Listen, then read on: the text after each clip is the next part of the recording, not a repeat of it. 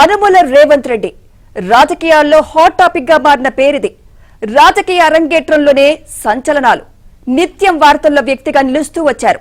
స్వతంత్రంగా పోటీ చేసి జెడ్పీటీసీ సభ్యుడిగా గెలిచి రాజకీయ ప్రస్థానాన్ని ప్రారంభించిన రేవంత్ రెడ్డి కేవలం 17 ఏళ్లలోనే ముఖ్యమంత్రి పీఠాన్ని అధిరోహిస్తున్నారు.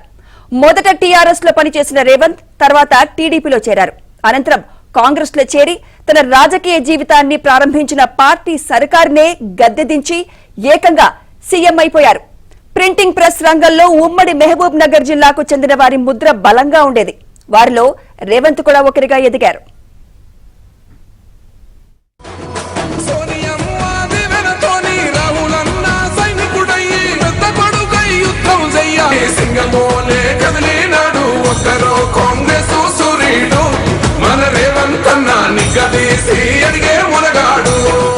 ఉమ్మడి మహబూబ్ నగర్ జిల్లాలోని వంగూరు మండలం కొండారెడ్డిపల్లి గ్రామంలో 1969 నవంబర్ 8న నరసింహారెడ్డి రామచంద్రమ్మ దంపతులకు రేవంత్ జన్మించారు.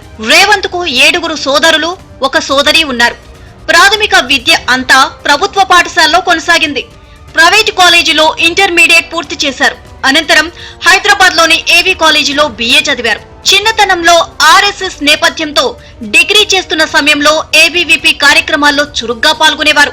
అనంతరం OUలో ఫైన్ ఆర్ట్స్ పూర్తి చేసి ఆర్టిస్ట్ గా మారారు. ప్రింటింగ్ ప్రెస్ ను నిర్వహించారు. ఆ రెండింటిలోనూ సక్సెస్ అయ్యాక రియల్ ఎస్టేట్ రంగంలోకి అడుగుపెట్టారు.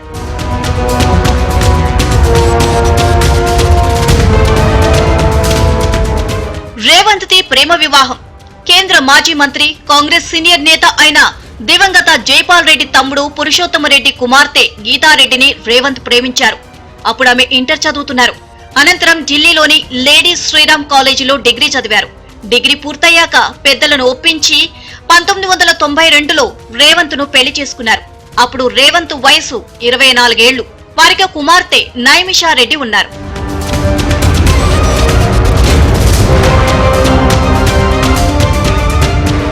కాంగ్రెస్ లో అంతర్గత కుమ్ములాటలు ఎక్కువగా ఉన్న సమయంలో ఎవరి దారి వారిదే అన్నట్లుగా పరిస్థితులు ఉండేవి. అయితే అందరినీ ఒకే తాటిపైకి తెచ్చే బాధ్యతలను తన భుజ స్కంధాలపైకి ఎక్కించుకున్నారు రేవంత్. ఆ మహా క్రతువులో విజయం సాధించారు.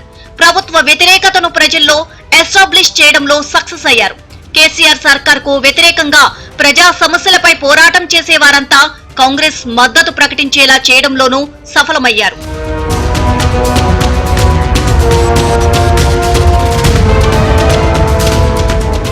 రేవంత్ కు పుస్తకాలు చదివే అలవాటుంది. ఏదైనా అంశానికి సంబంధించి మాట్లాడాలనుకుంటే దానిపై అధ్యయనం చేస్తారు. అందుకు సంబంధించిన పుస్తకాలను చదువుతారు. చదివిన దానిని వంటబట్టించుకుంటారు. సబ్జెక్టుపై పట్టు సాధిస్తారు. దాంతో ఆ అంశంపై అవలీలగా మాట్లాడేస్తారు. రేవంత్ మంచి మాటకారి కూడా. ప్రజలకు అర్థమయ్యేలా వారి భాషలో, వారి యాసలో చెప్పడంలో రేవంత్ దిట్ట. అలాగే తన ప్రసంగంలో ఎక్కడా కూడా సోది లేకుండా సూటిగా స్పష్టంగా విషయాన్ని చెప్పేస్తారు. అందుకే ప్రజలకు ఇట్టే కనెక్ట్ అవుతారు. మాస్ ఫాలోయింగ్ పెరగడానికి కూడా ఇదే కారణం. అలా రేవంత్ జనాకర్షక నేతగా ఎదిగారు. రేవంత్ ఆకలికి అస్సలాగలేరు. వేళకు భోజనం చేయడానికే ప్రాధాన్యత ఇస్తారు.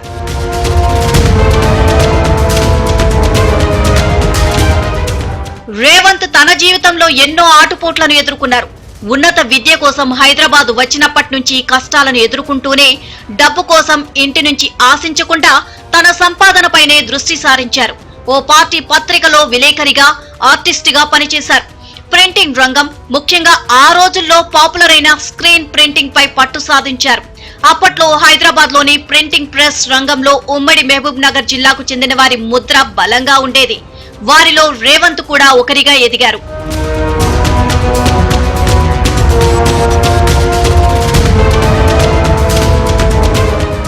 రేవంత్ రెడ్డి రాజకీయాల్లో, ముఖ్యంగా కాంగ్రెస్ పార్టీలో మామ జైపాల్ రెడ్డిని మించిన అల్లుడిగా పేరు తెచ్చుకున్నారు.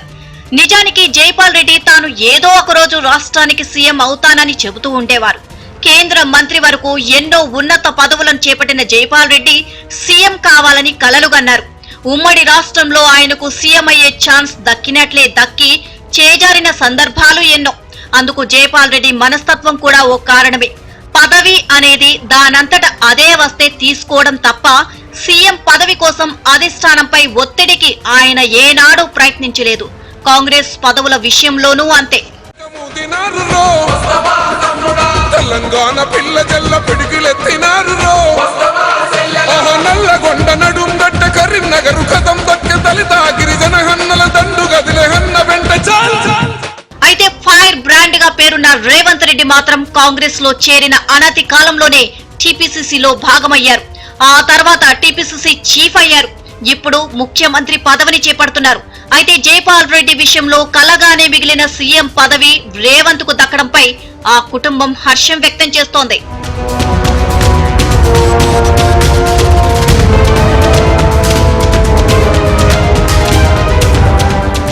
రేవంత్ రెడ్డి రాజకీయ ప్రస్థానం పరిశీలిస్తే తెలంగాణ రాష్ట్ర సాధన లక్ష్యంగా ఏర్పాటైన టీఆర్ఎస్ మీద ఆకర్షితులై కల్వకుర్తి టికెట్ ను ఆశిస్తూ 2004లో ఆ పార్టీలో చేరారు. టికెట్ దక్కకపోవడంతో 2006లో మేడ్జిల్ మండలం జెడ్పీటీసీ ఎన్నికల్లో స్వతంత్ర అభ్యర్థిగా పోటీ చేసి గెలిచారు. 2007 మహబూబ్ నగర్ స్థానిక సంస్థల ఎమ్మెల్సీగా ఇండిపెండెంట్ గా గెలిచారు. ఆ తర్వాత టీడీపీలో చేరి చంద్రబాబుకు బాగా దగ్గరయ్యారు. 2009లో టీడీపీ తరపున కొడంగల్ నుంచి చివరి నిమిషంలో టికెట్ లభించింది. 17 రోజుల ప్రచార పర్వంలో ప్రజలకు చేరువై అప్పటి కాంగ్రెస్ మాజీ ఎమ్మెల్యే గురునాథ్ రెడ్డిపై విజయం సాధించారు.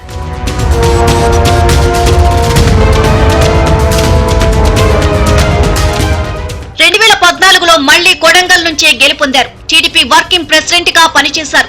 2014-17 వరకు టీడీఎల్పీ నేతగా పనిచేశారు. 2015లో ఓటుకు నోటు కేసులో చిక్కుకున్నారు. కొద్ది రోజులు జైల్లో ఉన్నారు. 2017లో టీడీపీకి రాజీనామా చేసి కాంగ్రెస్ లో చేరారు. 2018లో కొడంగల్ నుంచి కాంగ్రెస్ అభ్యర్థిగా పోటీ చేసి ఓటమి పాలయ్యారు. 2019లో మల్కాజిగిరి పార్లమెంట్ స్థానం నుంచి పోటీ చేసి 30,000 మెజారిటీతో గెలుపొందారు. 2021 జూన్ 25న రేవంత్ ను కాంగ్రెస్ అధిష్టానం టీపీసీసీ ప్రెసిడెంట్ గా ప్రకటించింది. అదే ఏడాది జూలై 7న బాధ్యతలను స్వీకరించిన రేవంత్ ఆ తర్వాత వెనక్కి తిరిగి చూసుకోలేదు.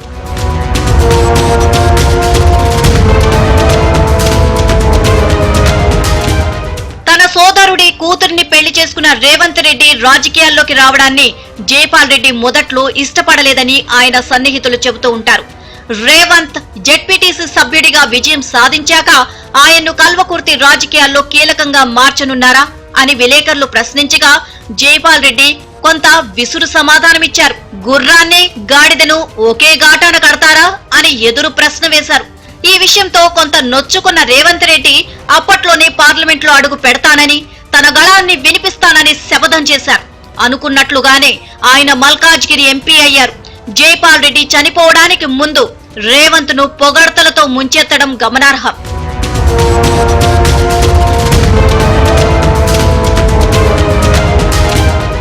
రేవంత్ రెడ్డి జీవితంలో గాని రాజకీయాల్లో గాని అంచెలంచెలుగా ఎదగడానికి ఓ బలగం గట్టి మద్దతుంది. ఆయన సోదరులే ఆయనకు బలమైన బలగం. కష్ట సుఖాల్లో రేవంత్ కు వెన్నంటే ఉన్నారు వారు. రేవంత్ కు 7 సోదరులు. ఒక సోదరి ఉండగా పెద్దన్న భూపాల్ రెడ్డి ఎస్ఐగా పనిచేశారు. రెండో సోదరుడు కృష్ణారెడ్డి స్థానిక సర్పంచ్ గా సేవలందించారు. రేవంత్ సోదరి సుమతమ్మ జంగారెడ్డిపల్లి సర్పంచ్ గా పనిచేశారు. మరో సోదరుడు తిరుపతి రెడ్డి వ్యాపారి. ప్రస్తుతం కాంగ్రెస్ కొడంగల్ నియోజకవర్గ ఇన్ఛార్జిగా ఉన్నారు. కొడంగల్లో రేవంత్ విజయాల వెనుక తిరుపతి రెడ్డి పాత్ర కీలకం.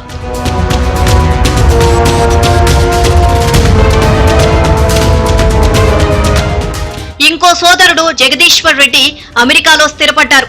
ఆయనకు అక్కడ పలు వ్యాపారాలు ఉన్నాయి. మరో 2 సోదరులు కొండల్ రెడ్డి, కృష్ణారెడ్డి హైదరాబాద్ లో వ్యాపారం చేస్తున్నారు. వీరిద్దరూ రేవంత్ వ్యవహారాలను చక్కబెడుతూ ఉంటారు.